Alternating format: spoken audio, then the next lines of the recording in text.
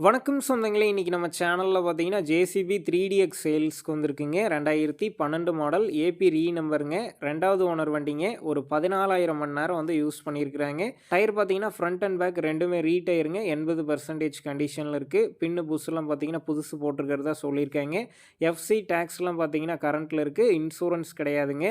வண்டி இருக்கக்கூடிய லொக்கேஷன்னு பார்த்தீங்கன்னா, புதுக்கோட்டை மாவட்டம் விராலிமலை அருகில் தாங்க இருக்குது.